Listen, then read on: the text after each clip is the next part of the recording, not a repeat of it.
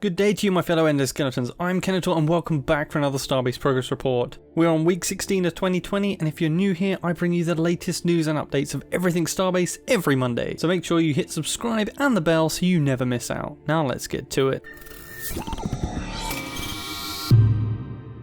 Strap into you for summer because this week is filled to the brim. Also, apologies for the late update this week, as you will soon find out the entire community has been very busy. Since we got that station image of two stations that looked like the number 16, many people have theorised it has a deeper meaning than just two stations. And since then the team over at Frozenbyte has played on this as well. And of course, with this week being the 16th week of 2020, something was bound to happen, and indeed something did. They released some previously unreleased material over on the forums late last week, and one image had a ship, and that ship had a registry number. After finding it works as a hex value and trying to derive more meaning from it, Elu from Frozenbyte dropped a hint on Discord. It was soon discovered that you can put this after the main Starbase URL to find a 24-hour countdown. After freaking out for a good day, the community gets its first hint. A little bird told me about the item 16. Anyone know of any little birds? How about this little blue one?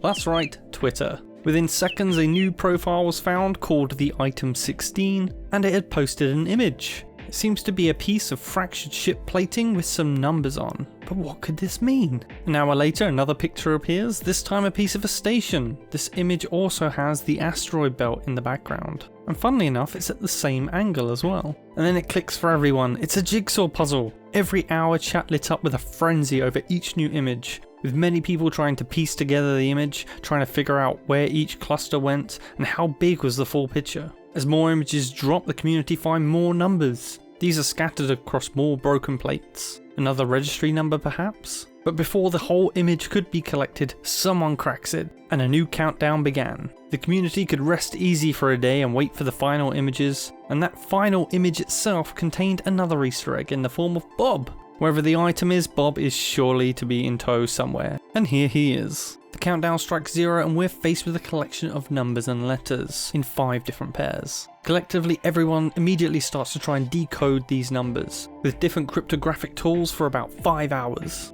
getting nowhere while being told we're definitely overthinking it. Frustration sets in and everyone is clamouring for hints from Lowry. He gives in and tells us we don't need prior knowledge or any programs to solve it. Now this in fact was partially a lie, because I'm pretty sure some knowledge of the game and its videos, both public and hidden, was the key to finding the answer, because that's where the clues led us to. They had time codes and clues to specific videos. Then in each video, further letters or numbers were taken to form the new URL for the next clue. To give you an example, we can take the line 922DRB from the clue.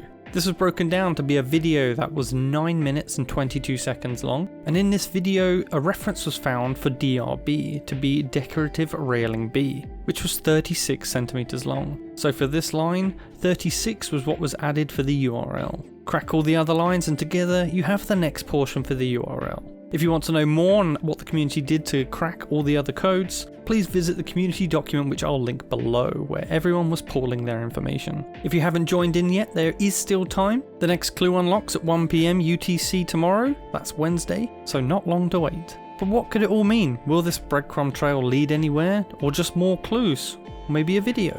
Or is this really a fun way to announce the closed alpha release date? My vote is on the latter, and to be honest, it's about time. Judging from the current progress and how many tasks left to complete, we are very much nearly there. No Lowry quote for the week this week due to the puzzle, but I will share the credits he gave for the puzzle so far, showing a good team effort as well as an insight into the madness that is Lowry's mind in coming up with that latest puzzle. Now onto the progress report. The main design features worked on last week were the assembly job was tested, some issues found in the bolt profile auto aim, bolting in objects with more challenging geometry. Fractured debris destruction effect was tested. The asteroid mining job rewards were tested. Some configurations made to the bonus rewards and balancing needs to be done to the rewards. Economy settings were tested and future features were planned. Economy design has had ship weapon prices adjusted and missing items added to the turret shop. Design for missing highlights for multiple choice buttons in the settings menu was worked on. Upcoming chat channels design is underway. UI for armor customization tool worked on. A new ship recovery feature has had design tests on initial system completed. and initial design for potential future updates was worked on. The device resource network has had ongoing design for resource net integration with the inventory system, and investigating possible ways to improve system compatibility with possible future goals. Ongoing design for UI improvements to inventory, storage and universal tool dialog has also been done. In spaceship design we have a durability issue in the Ithaca V1 was fixed. Beam frame was a bit inconsistent near one of the main thrusters. The frame near rear thrusters was reinforced. Hedron and Urchin were found to have legacy YOLOL chips. YOLOL code was edited to fit the current chip, and old legacy chip was replaced. Mining ship tests are underway, testing how long it takes to fly to the asteroid belt and fill up all the crates. Now onto the gameplay updates. Manipulating non-owned ships in safe zones is now allowed. What this means for griefers, we'll just have to wait and see. Cancelling a ship spawn now returns the ship to the inventory. Issues where grabbing lock remained after the grabber unloaded entity, or when the player died, has been fixed. Small ship despawning issues have been fixed. A tracking system for resources like fuel and power is in the making. Support for lot inventories has been finished. The Buzzsaw's reload audio event not firing has been fixed. Lot visualizations having wrong rotations has been fixed. Lot area restrictions are now finished. For our UI update this week, we have the item shop not allowing to buy multi-bar items such as small button has been fixed. The rest of the item shop's max buy amount issues have been fixed. The ore vacuuming system now notices if there is not enough power and stops vacuuming ores. Item pickup checks have been fixed. It won't allow picking up mining and assembly job spawned items anymore. And the feedback server implementation is underway. Some UI tweaks have been made. Our single planets update this week is support added for instancing multiple planet groups. And for the renderer we have gas giant's orientation has been fixed in the Spaceship Designer. Testing and fixing dynamic sky system refactor for the new mixed render queues, and buffered updates has been finished. The explosion damage on Solid Planet has been implemented. For now this is probably being tested on moons. I hope to see many craters to salvage broken ships from.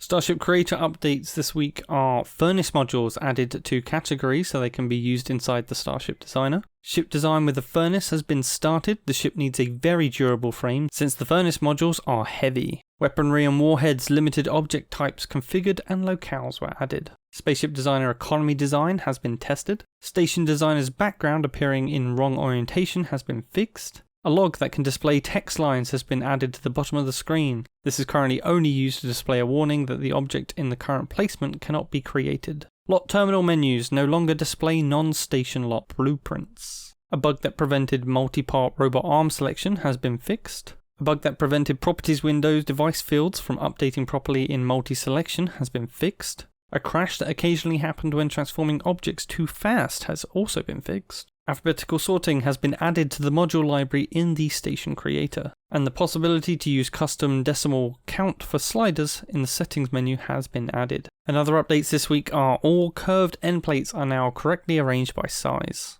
Material types for ship windows updated to the correct type. Retopology for the pipe tool has been finished. Additional info and decoration animations have been added for Market Station. Weapon turret assets, low poly and UVs have been updated. A new tiling metal fracture material which now works with voxel fracture pieces and fracture debris assets has been finished. This most likely uses the triplanar mapping we saw worked on in a previous report. Rock instance amounts and render distances have been optimized. New small pebble rocks have been finished and tested. The touchstone's armor set's texture and paint job quality has been polished. Add animations have been updated. Small adjustments have been made to the rocky asteroid materials, and ice asteroid materials are in the making. Our feature video this week shows off the buzzsaw finally in action. A little messier than the cutting beam, but will crack open ships faster than the Empire chasing the item. What a week this is turning out to be. Let me know in the comments how you are finding the puzzle so far. Don't forget you're all welcome to jump on my Discord as well, there's a link for that below, where you can also join my faction the K-Bots on the same Discord if you wish to. Be sure to smash that like button, share this video with your friends and faction, leave a comment with any questions you want answers to, and I will see you in the next one. Kenetor, out.